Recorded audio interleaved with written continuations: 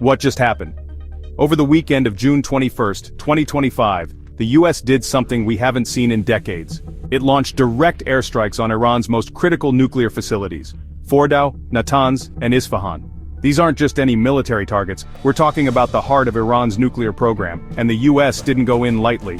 B-2 Spirit stealth bombers, those top-secret planes you almost never see, dropped massive 30,000-pound bunker-buster bombs known as the GBU-57, and President Trump didn't hesitate to say it.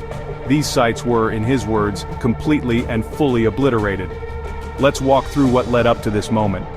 For over a week, Israel had been pounding Iranian targets, trying to degrade Iran's missile systems and air defenses. The US had been on the sidelines, at least publicly, pushing for a diplomatic exit ramp. But behind the scenes, pressure was building. And not just from Israel, but also from inside the White House. Trump, who once campaigned against getting bogged down in foreign wars, decided the time for talk was over. So, why strike now? The Fordow site is built into a mountain.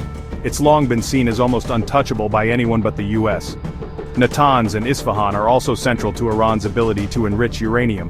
Hitting all three at once maximized disruption to Iran's entire nuclear infrastructure enrichment, conversion, and deep underground facilities, preventing them from shifting operation from one site to another.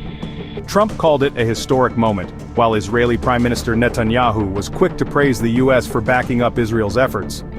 But this isn't just about military hardware and targets on a map. This is about what happens next. Iran's leaders condemned the attacks, calling them an act of war, and Ayatollah Khamenei has already vowed severe retaliation.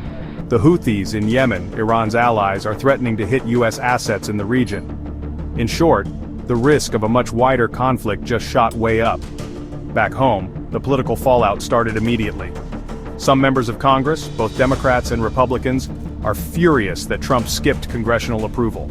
They're saying this decision was too big to make without a vote from lawmakers. Others are backing him, arguing Iran had crossed too many lines. Either way, the debate over war powers and presidential authority is back in a big way. So, where does this leave us? As of now, the US says it's not sending ground troops.